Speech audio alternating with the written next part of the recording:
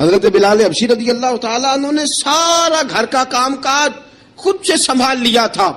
ایک دن غائب ہو گئے حضرت بلال اذان دے کے, فجر کی اذان دے کے. ایک دن فجر کی اذان دے کے غائب نہیں ہونا چاہیے. کیا خیال ہے آپ کا؟ مؤذن کو اذان دے کے غائب, اسے مسجد میں پھر رہنا چاہیے. حضرت بلال حبشی رضی اللہ تعالیٰ عنہ اذان پڑھی, غائب ہو گئے.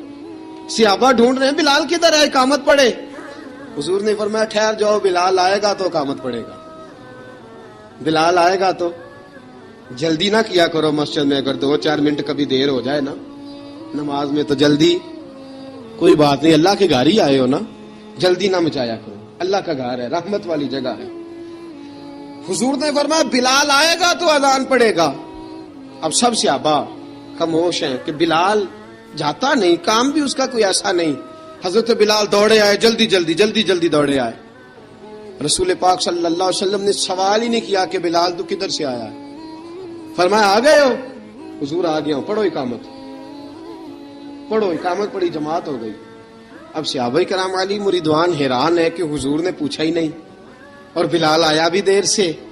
حضرت جناب سیدنا صدیق اکبر, جناب مقداد, جناب سلمان فارسی, چند صحابہ نا حضرت بلال کو لے کے, کون ہے بلال تو کدھر تھا؟ راز کی کوئی بات ہے جو بتاتا نہیں, کدھر تھا؟ حضرت بلال رضی اللہ تعالیٰ عنہ کی آنکھوں میں آنسو آ گئے, رو پڑے. کہ بلال کوئی گہری بات ہے, بتا معاملہ کیا ہے, روتا کیوں ہے؟ حضرت بلال حبشی رضی اللہ تعالیٰ عنہ فرمانے لگے جب حضرت خدیجہ الکبریٰ گھر میں چکی پیستی تھی, تھک جاتی تھی نا, تو میں مدد کرایا کرتا تھا. کتنے دن بیت گئے, جب فجر کی اذان دینے کے لیے گزرتا ہوں تو حضرت فاطمہ الزہرا کے بچے روتے ہوتے ہیں. فرمایا میں نے حضرت فاطمہ کو گود میں کھلایا ہے. مجھے اپنے محبوب کی شہزادی سے بڑا پیار ہے. کئی دنوں سے حضور کی خدمت میں عرض کر رہا تھا یا رسول اللہ کو مہربانی فرمائیں. حضور نے رات پیغام بھیجا ہے سیدہ فاطمہ کو کہ بلال جب آئے تو پردہ کر کے اندر چلی جایا کر. حضرت بلال فرماتے ہیں اذان دے کے گیا تھا حضرت فاطمہ کے گھر. میں نے کہا محبوب کی بیٹی ذرا پردہ کر لے, تو بچوں کو دودھ پلا, میں تیری چکی پیس دیتا ہوں. حضرت بلال حبشی کی آنکھوں میں آنسو رو کے بتلاتے ہیں. فرمایا سیدہ طیبہ طاہرہ حضرت فاطمہ الزہرا, میرے حبیب نے پتہ کیا فرمایا؟ فرمایا جس نے فاطمہ کو راضی کیا اس نے تو مجھے راضی کیا. حضرت سیدنا بلال حبشی فرماتے میں نے چکی پیسی اور میں تمہیں کیا بتاؤں, میرے محبوب کی بیٹی نے مجھے بڑی ہی دعائیں دی ہیں. انہوں نے مجھ پر بڑا ہی اظہار محبت فرمایا ہے. فرمایا میں آذان سے لے کر جماعت تک لوگ تسبیحاں رولتے ہیں, لوگ قرآن کی آیات کی تلاوت کرتے ہیں. آذان سے لے کر جماعت تک لوگ مختلف قسم کے اذکار میں مشغول ہوتے ہیں. فرمایا میرا ذکر سنو, میری تلاوت سنو, میرا وظیفہ سنو. میں آذان سے لے کر جماعت تک محمد عربی کی بیٹی کی خدمت کرنے چلا جاتا ہوں. رسول پاک صلی اللہ علیہ وسلم کی شہزادی کی چکی پیس کے آیا. حضرت بلال نے اس انداز میں, بدر کی جنگ لگ گئی, بدر کا مارکا, حضرت بلال کے ہاتھ میں تلوار ہے. کہا میں لڑوں گا, پورا جہاد کروں گا. امیہ بن خلف جو بڑا مارا کرتا تھا نا, وہ دوڑ رہا تھا اپنے بیٹے کو لے کے. آگے کچھ صحابہ کھڑے تھے, وہ قریب سے گزرنے لگا. حضرت بلال نے فرمایا ذرا پکڑنا امیہ کو, یہ مجھے مارا کرتا تھا, ذرا پکڑنا, نہ جانے نہ دینا. امیہ کو صحابہ نے روکا. حضرت عبد الرحمن ابن عوف نے پکڑ کے ایک زور سے گھونسا مارا, ادھر جا کے گرا. حضرت بلال تلوار لے کے کھڑے ہیں امیہ کے سر پہ. کہا امیہ میں تجھے نہیں کہا کرتا تھا اللہ میرے مصطفیٰ کو بڑی عزتیں عطا فرمائے گا؟ میں تجھے نہیں کہا کرتا تھا کہ خدا ہمیں غلبہ دے گا؟ هو الذی ارسل رسولہ بالہدی ودین الحق لیظہرہ علی الدین کلہ. میں نہ کہا کرتا تھا کہ اللہ اس دین کو ہر دین پہ غلبہ دے گا. اور میں دیکھ اللہ نے ہمیں عزت دے دی, دیکھ تو ذلیل کر دیا گیا. حضرت بلال نے مارا, گردن اڑا دی. حضرت ابوبکر صدیق پیچھے دیکھ رہے تھے, دوڑے ہوئے آئے.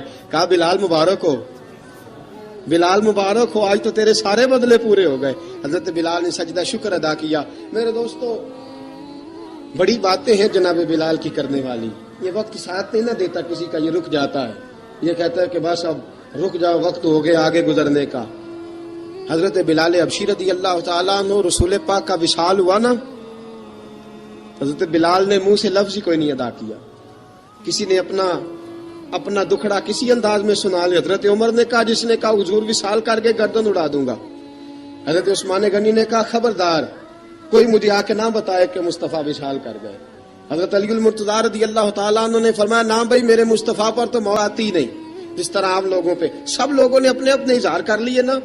بلال نے کسی کو دکھ بتایا ہی نہیں.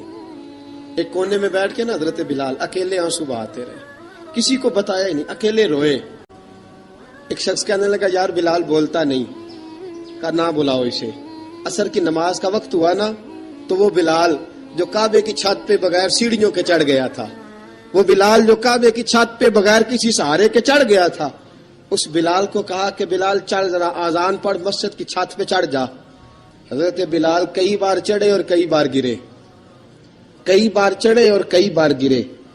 حضرت بلال حبشی رضی اللہ تعالیٰ نے آواز دی, کہا سلمان میری مدد کرنا, میری مدد کرنا, اب مجھ سے چڑھا نہیں جاتا, اب مجھ سے جایا نہیں جاتا. جناب سلمان فارسی نے بھی سوال نہیں پوچھا کہ بلال تو بیمار ہے, یہ نہیں پوچھا.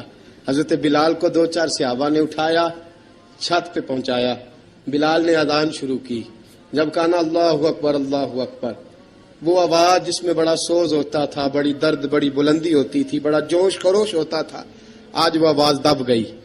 جب بلال نے کہا نا اشہد ان لا الہ الا اللہ, حضرت بلال رضی اللہ تعالیٰ عنہ نے تھوڑی دیر روک کے سانس لیا. جب کہا نا اشہد ان محمد الرسول اللہ, جو سارے چپ کھڑے تھے نا ان میں سے ایک بابا رو پڑا, جس کا نام ابو بکر صدیق تھا. جب حضرت ابو بکر صدیق کی آنکھ میں آنسو آیا تو حضرت بلال چھت کے اوپر زمین پہ گرے, زمین پہ گرے اور کہا ابو بکر یہ ڈیوٹی کسی اور کی لگا دے, یہ ڈیوٹی کسی اور کی لگا دے, اب میری روح اجازت نہیں دیتی, مصطفیٰ کریم کے بعد مجھ سے اذان نہیں پڑی جائے گی. آپ نے واقعہ سن رکھا ہے کہ ایک بار صحابہ نے بلایا, دوبارہ آئے, حضور خواب میں ملے, کہا بلال تو آتا کیوں نہیں. بلال چھوڑ کے چلے گئے تھے. فرمایا اب میرا یہاں دل نہیں لگتا. ملک شام کے شہر حلب میں چلے گئے تھے, چھوڑ دیا تھا مدینہ منورہ, اب میری نگاہوں میں جچتا نہیں کوئی, جیسے میرے محبوب ہیں ایسا نہیں کوئی. حضور خواب میں ملے, آئے مدینے. حضرت بلال آخری بار, لوگوں نے کہا اذان پڑھو, کہا مجھے وہ اذان بھول ہی گئی ہے جو مجھے مصطفیٰ کریم کے زمانے میں پڑھا کرتا تھا, مجھ سے نہیں پڑھی جاتی, نہ مجھے کہو, میں کیسے پڑھوں. امام حسن اور حسین نے آ کے دامن تھاما نا تو کہا بیٹا میں تمہاری نانی کا بھی نوکر رہا ہوں, میں تمہاری ماں کی چکی بھی پیستا رہا ہوں, مجھ سے کوئی فرمائش نہ کر ڈالنا, میں نے نوکری کی ہے اور مجھے اگر اللہ نے توفیق دی تو میں تمہارے بچوں کے پیر بھی دھویا کروں گا. لیکن امام حسن رضی اللہ تعالیٰ عنہ نے فرمایا بلال ایک بار تو اذان سنانی پڑے گی. سنائی بلال نے اذان. کوئی گھر مدینے میں ایسا نہیں تھا جہاں سے رونے کی آواز نہ آئی ہو. حضرت عمر فاروق رضی اللہ تعالیٰ عنہ اپنے زمانے میں شام گئے تو جناب بلال حبشی رضی اللہ تعالیٰ عنہ سے کہا کہ اذان پڑھو. حضرت بلال نے فرمایا میں پڑھ ہی نہیں سکتا. بڑی ہمت کے بعد اذان پڑھی اور جناب بلال نے کہا تم اگر روئے نہ تو میں اذان پڑھوں گا. رونا نہ, وعدہ لے لیا. حضرت عمر تو نہ روئے لیکن معاذ ابن جبل نے رونا شروع کر دیا. جب معاذ ابن جبل روئے تو پھر عمر بھی روئے, جب عمر روئے تو پھر بلال بھی روئے. وہ اذان اشہد ان لا الہ الا اللہ تک گئی. رسول پاک کے بعد پھر اذان اس سے آگے بڑھ نہ سکی. حضرت بلال کا وقت وصال آیا. حضرت ابو درداء کے داماد تھے جناب بلال حبشی. حضرت ابو درداء بہت معتبر صحابی ہیں, ان کی بیٹی حضرت بلال کے گھر میں تھی. حضرت بلال کا وقت وصال آیا تو آپ کی بیوی کہنے لگی بڑے افسوس کی بات ہے, آپ بچھڑ رہے ہیں. فرمایا افسوس نہ کر, مجھے مبارک دے, میں آج بچھڑوں گا تو جا کے رسول پاک سے ملاقات کروں گا. حضرت بلال حبشی نے, میرے دوستو غریب آدمی تھے نا, مال تو زیادہ نہ دے سکے لیکن انہوں نے خدمت اس طرح کی. آپ میں کھنگالتا رہا کتابیں, 28-29 کتابیں میں نے کھنگالی اس ہفتے میں حضرت بلال پر. حضرت بلال کا دعویٰ ہی کوئی نہیں. پوری کتابوں میں, پوری سیرت میں کہیں کوئی دعویٰ ملتا؟ کہیں نہیں کہا میں نے یہ خدمت کی ہے. یہ دعویٰ حضرت بلال کا دعویٰ, میں غور کرتا رہا اس بات پر کہ سب لوگ دعویٰ کر لیتے ہیں نا. بعض صحابہ کے دعوے ملتے ہیں کہ ہم نے فلاں موقع پہ خدمت کی تھی, بلال بدر میں, بلال احد میں, بلال خندق میں, بلال فتح مکہ میں, بلال نے ساری خدمتیں اپنے سر. لیکن بلال کا دعویٰ, حضرت بلال نے اپنے منہ سے ایک بار بھی نہیں کہا میں نے یہ خدمت. عشق بہت کیا. غریبوں جان نہ چھڑایا کرو, یہ کہہ کے جان نہ چھڑایا کرو کہ ہم کیا کر سکتے ہیں, ہم کدھر جائیں, ہم آگے بڑھو, عملی طور پہ اپنا آپ پیش کرو, رسول پاک کے عشق میں رنگ جاؤ. حضرت سیدنا عمر فاروق رضی اللہ تعالیٰ عنہ فرماتے تھے بلال اب تو حبشی غلام نہیں, اب تو مصطفیٰ کے صحابہ کا امام ہے. اب تو ہمارا امام ہے.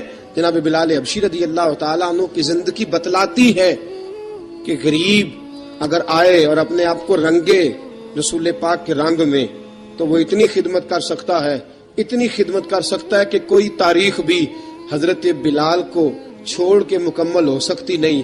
کوئی بھی تذکرہ جناب بلال کو چھوڑ کے صحابہ کے تذکرے مکمل ہو سکتے نہیں. اور جہاں جہاں بھی عشق کی داستان لکھی جائے گی پہلے بلال کا نام لکھا جائے گا، پھر بات آگے بڑھے گی. اللہ ہمیں بھی حضرت بلال کے عشق کا قطرہ نصیب کرے، ہمیشہ مدحت خیر الانام میں گزرے. دعا ہے یہ عمر درود و سلام میں گزرے. وآخر دعوانا